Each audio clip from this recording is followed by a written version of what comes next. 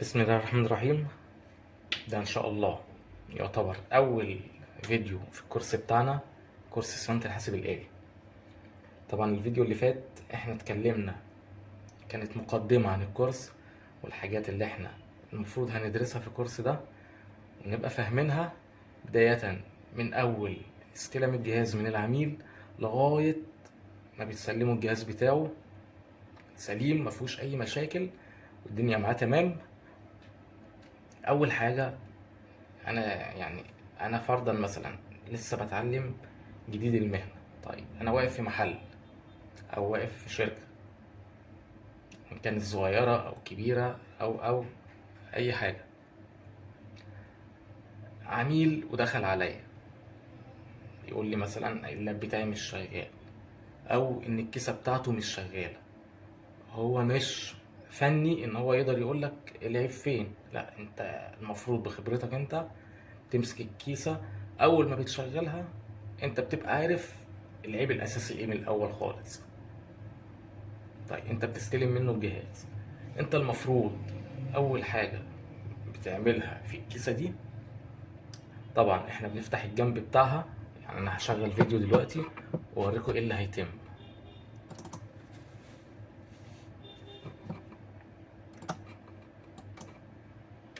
انت بيجي لك كيسة زي دي كده بالظبط، تمام. طبعا بتفك الجنب بتاعها الاول، تبدأ تشيك على الوصلات، شوف في حاجة سايبة مفيش حاجة سايبة. تبدأ تشوف لو وصلت لها باور، تبدأ تشوف المروحة دي بتلف ولا ما بتلفش، بتلف بطيء ولا ما بتلفش بطيء. وقبل ده كله بقى، يعني انت المفروض الكيسة اول ما بتستلمها تيجي في مكان كده فاضي بالبلاور وتنضف كل حاجة من اول الباور سبلاي زي ما الفيديو شغال كده. تنضف، تشيل اي شوائب، اي اتربة، بالذات الاتربة اللي بتبقى في السوكيتات اللي زي دي كده. يعني ده مش منظر خالص، ممكن حاجات زي كده تعملك مشاكل في الجهاز. شايف التراب اللي في الفنا؟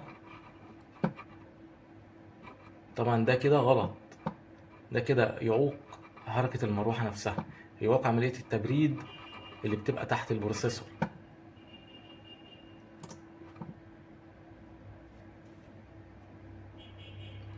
فده كده ده كده خطر.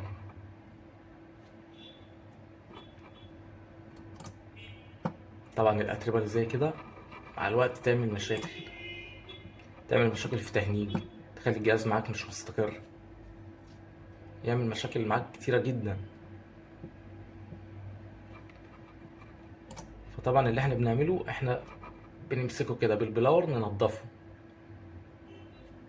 عشان حتى لما تيجي تشتغل فيه بعد كده من جوه يبقى الدنيا بتاعتك نظيفة، ما يقابلكش اي مشكلة.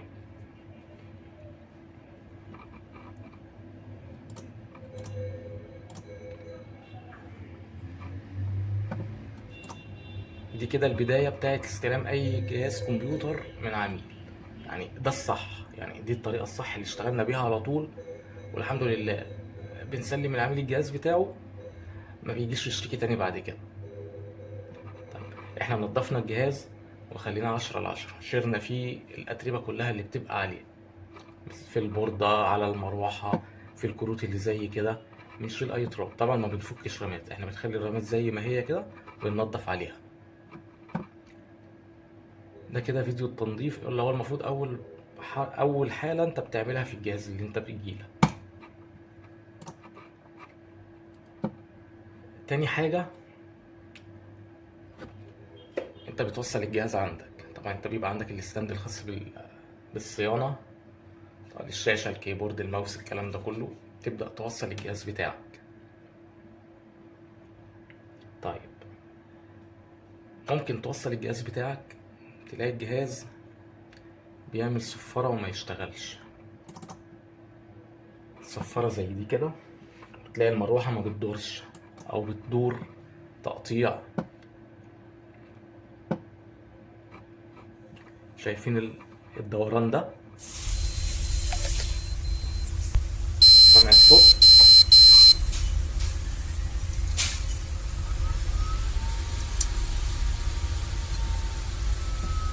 القفله اللي فاتت دي،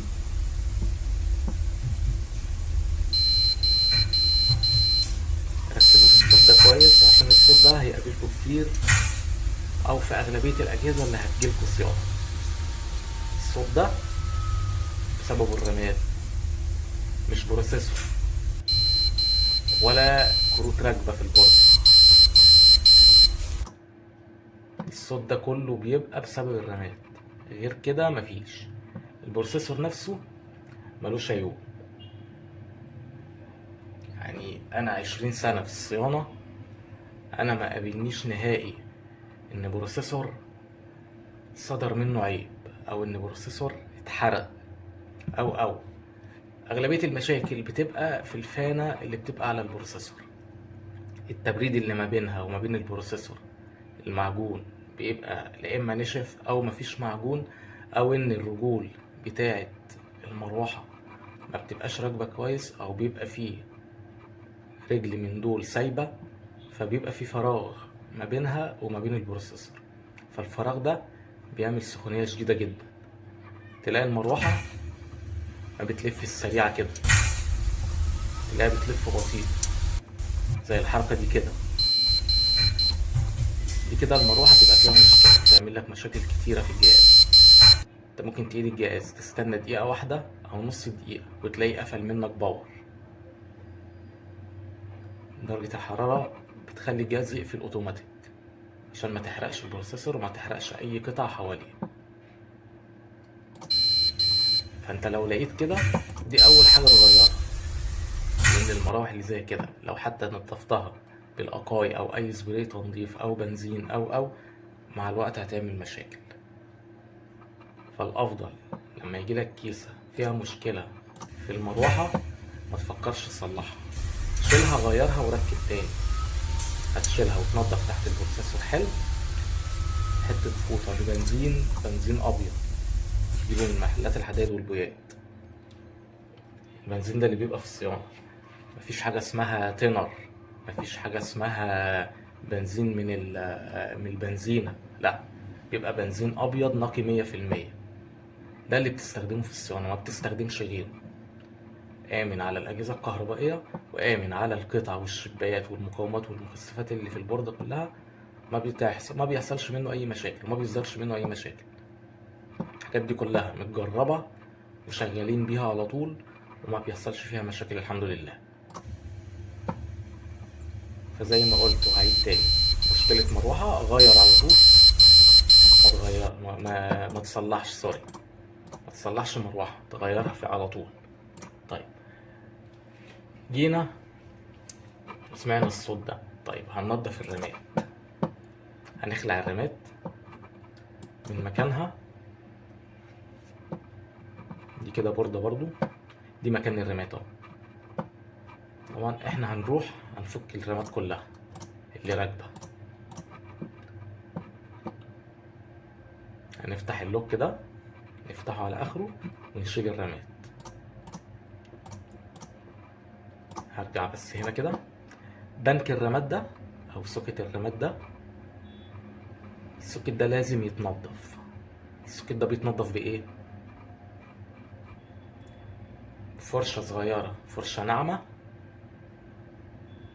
بتبلها ببنزين ابيض، وبعد كده بتيجي على البنك ده رايح جاي بالفرشة، تنضف المكان ده كويس، وبتنضف حواليه بالفرشة برضو، بتنضف الجزء ده كله، لان الاجزاء دي،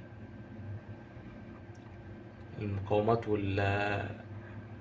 والاي سي والكلام ده كله، الحاجات دي اللي بتبقى ماسكة جزء الرامات. فانت بتنضف الجزء ده كله كده بفرشة بنزين، بتنضف الجزء اللي ورا هنا البروسيسور،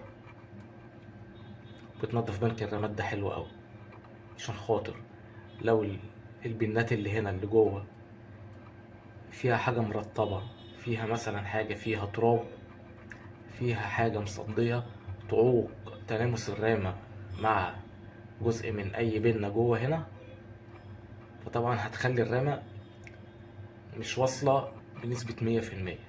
لو 99% الرامة مش هتقرا معاك. لو بناية واحدة من الرامة مش راكبة هنا صح، الرامة مش هتشتغل معاك. ولو الجهاز اشتغل معاك هيقرا مساحة وهمية. يعني لو انت مركب مثلا 8 جيجا رامات وجيت هنا، لان المشكلة دي حصلت كتير وحصلت معايا قريب، بتلاقي هنا الرامات اللي انت فعلا بتبقى مركبها. يعني انا مركب عندي هنا 12 جيجا رامات، اليوز اللي مستخدم اللي انا بستخدمه حاليا بستخدم 992 ولا 10 جيجا. ال 2 جيجا التانية تبقى رايحة لكارت الشاشة.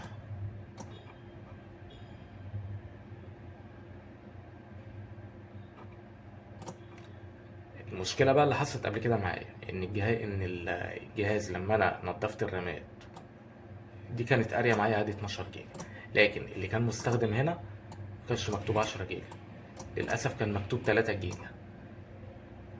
3 جيجا وكسر، يعني كان قاري 4 جيجا بالظبط. فعرفت كده ان في رامة من اللي راكبين لا اما مش واصل عدل، فقارية هنا قراية وهمية وجايبة الفعل هنا بتاع الرامات. فالرامات بتبقى مشكلتها كبيرة في أي جهاز، وأغلبية المشاكل بتبقى من بنك الرامات ده. طيب احنا شرحنا ازاي ننظف بنك الرامات. طيب الرامة نفسها بقى هتتنضف ازاي؟ الرامة نفسها انت بتيجي على سطح نضيف كده، تجيب أستيكة، الأستيكة بتاع القلم الرصاص، بتجيب أستيكة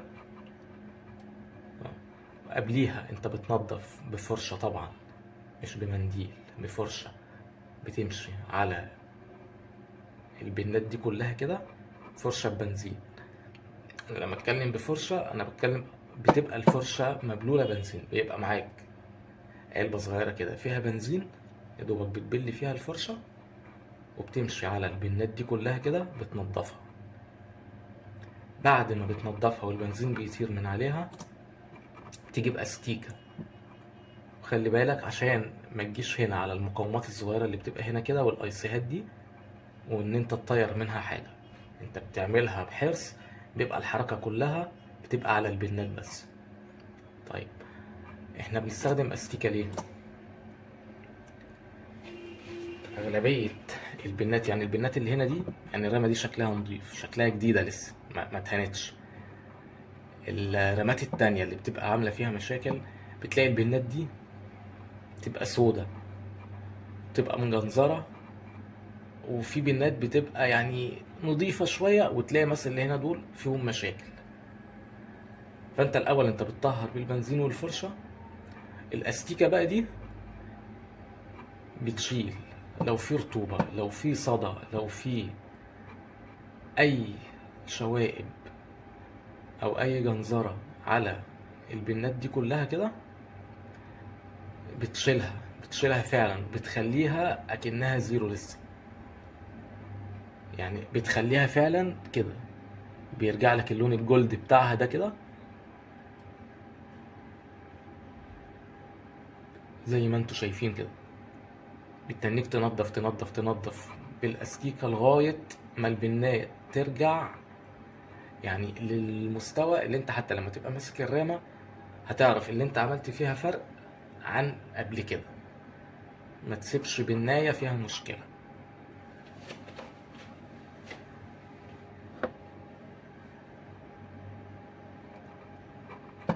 دي كده اغلبية المشاكل الاولية اللي انت المفروض بتعملها في اي جهاز حصل معاك التصفيرة دي، او جهاز اشتغل شوية معاك ولقيته هنك في النص، او وانت بتنزل له نسخة جاب لك الشاشة الزرقاء، شاشة الموت.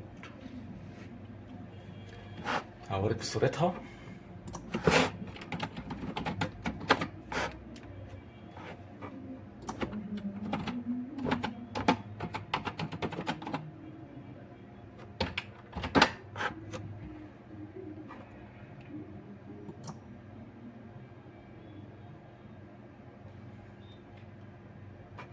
الشاشة اللي زي دي كده طبعا الكل عارفها.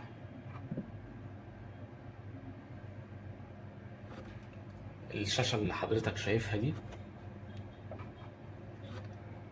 الشاشة دي لو هقولك انها 90% او 95% تبقى مشكلة رامة، بس دي مش تنظيف رامة، دي بتبقى مشكلة في الرامة نفسها. يعني الرامة عايزة تتشال ويجي واحدة بدلها. الرامات ما بتتصلحش. حصل لك مشكلة زي كده، طبعا بتمنيك تجرب رامة لغاية ما توصل للرامة اللي فيها مشكلة. يعني بتركب، لو الجهاز فرضت فيه 4 رامات، هتركب رامتين وتشيل رامتين وتنزل نسخة، تشوف الجهاز هيشتغل كويس ولا مش هيشتغل كويس. اشتغل كويس هتركب رامة من اللي معاك اللي انت كنت شايلهم، تركبها وتشتغل على الجهاز شوية، قفل وفتح وشغل، وتفتح جيمز وتفتح حاجات تقيلة وفيديوهات، وتدخل على اليوتيوب ومش عارف ايه وايه، تتصفح يعني، تهين الجهاز، تشوف هيجيب معاك المشكلة دي ولا مش هيجيبها معاك، وركب الرامة الرابعة. لو حصل بقى تاني الرامة الرابعة كده، هتبقى عارف انها من الرامة الأخيرة. فدي كده مشكلة رامة. ممكن يحصل في هارد، بس بيبقى كاتب لك تحت هنا ان في مثلا درايف في الهارد، او في باد سيكتور في الهارد، او في مشكلة في البوت نفسه بتاع الهارد. الهارد بيبقى عايز يعني يتقسم تاني من اول وجديد، ويتظبط ويتعمل عليه تشيك اب للباد سيكتور، ويتنضف عليه كل حاجة. طيب احنا كده عرفنا مشاكل الرامات، وعرفنا مشاكل برضو البروسيسور. ان البروسيسور لما الجهاز هيسخن عشان المروحة مش ثابتة كويس في البوردة، تعمل لك مشاكل، تخلي الجهاز يسخن معاك جدا، وهتخليه يفصل كل شوية منك. طيب انت شيكت على البروسيسور والدنيا فيه تمام، شيكت على الرامات الجهاز بتاعك مفيهوش اي مشاكل. طيب انت ممكن بقى بتحصل في حالات كتير، زي انت جالك فرضا برضو جهاز مفيهوش اي مشاكل، لا في رامات ولا في بروسيسور، بتقيد الجهاز ممكن 3-4 ثواني والجهاز يفصل ويعمل ريستارت لوحده تاني، او تشغله يقعد مثلا نص ساعة شغال ويعمل ريستارت، وانت ما عندكش مشاكل لا في بروسيسور ولا في فانة بروسيسور ولا في رامة ولا في حرارة. الجهاز بيفصل معاك، تعمل ايه؟ غيرت له نسخة وظبطت النسخة وتمام والدنيا فيه جديدة لسه، والجهاز برضو لسه بيعمل مشاكل. المشكلة دي تبقى مشكلة الباور سبلاي.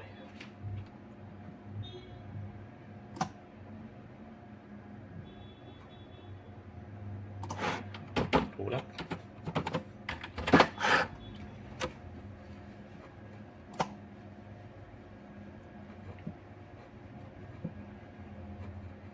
تبقى مشكلة الباور سبلاي ده، بيبقى خارج الباور اللي فيه ضعف، فبيعمل لك مشاكل في الباور، في الكيسة نفسها أو على البوردة، أو في الهارد اللي بيبقى راكب، أو في الباور اللي بيبقى داخل للبروسيسور.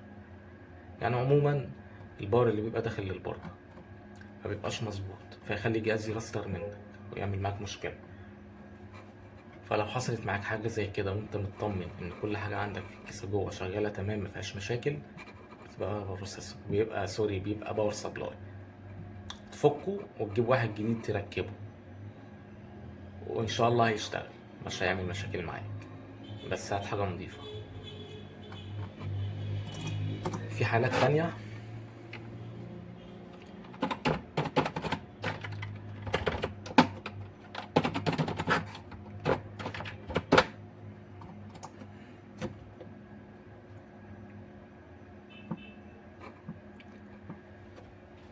ان الجهاز، انت لما بتدخل على البويز عشان تعدل البوت بتاع الهارد او بتعدل التاريخ والوقت، تلاقي بعد كل ريستارت او ان انت قفلت الجهاز وفتحته، تلاقي الدنيا رجعت اتلخبطت تاني، تلاقي التاريخ ما ظبطش معاك تاني، رجع لوقت تصنيع البوردة. انت احنا مثلا دلوقتي في 10/5/2022، جيت تفتح الجهاز لقيته مثلا 5/5/2012. طيب دخلت في البوز وسطبت وظبطت الوقت، وجيت تقفل الجهاز وتفتحه تاني لقيت التاريخ اتغير، هتعمل ايه؟ على طول تجري على البطارية اللي زي دي كده، تخلعها. انت ممكن تحسها بلسانك، هتشوف ان فيها لسعة ولا مفيهاش لسعة، بتشيك من تحت. لو انت هتجربها بلسانك او هتشيك عليها بلسانك، بتجربها من الجزء اللي تحت ده. طبعا مش هتدي معاك اي لسعة نهائي. هتجيب بطارية جديدة ياباني، بتعمل لها 5 جنيه 7 جنيه حاليا، وتركبها. تدخل تظبط تاني الاعدادات بتاعتك في الويز، تاريخ والبوت واي سيت اب انت بتعمله في الويز عندك. بعد كده تعمل ريستارت او تقفل الجهاز تاني كله وتشغله، هتلاقي التاريخ ظبط معاك ان شاء الله.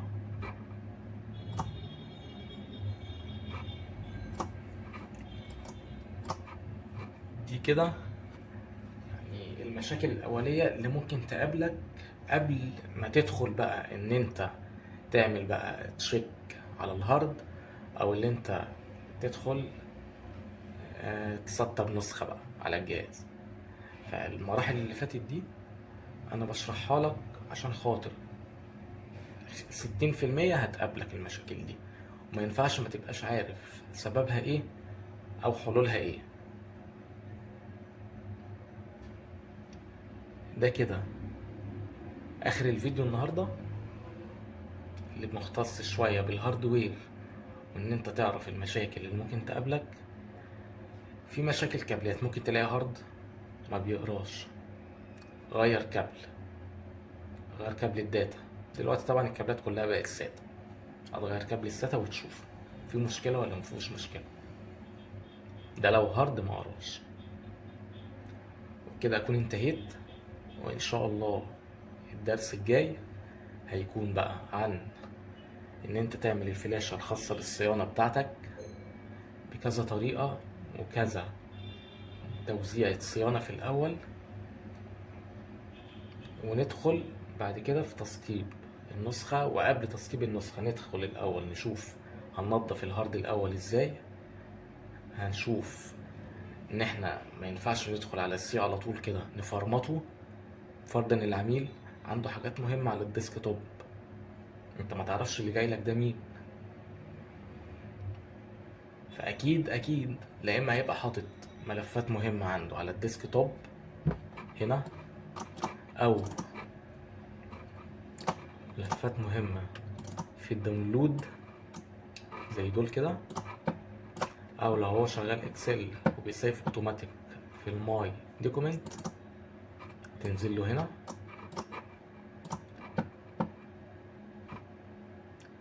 او اي حاجة بقى، يعني في ساعات عملاء بيحطوا ملفات مهمة هنا في السي. من المفروض انا السي بص عندي عامل ازاي، ما بحطش فيه اي حاجة. يعني حتى النيو فولدر ده انا ما بنشوش هنا في السي، لان السي معروف ده خاص بالسيستم، ما احطش عليه ملفات شغل.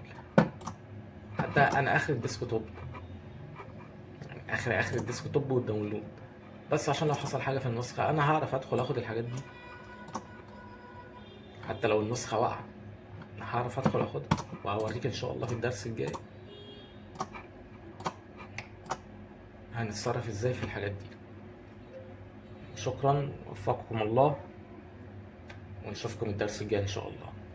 لو عجبكم الفيديو، وان شاء الله هيعجبكم الفيديو، ما تنساش اشتراك في القناة ولايك ليصلك كل جديد. شكرا، السلام عليكم ورحمة الله وبركاته.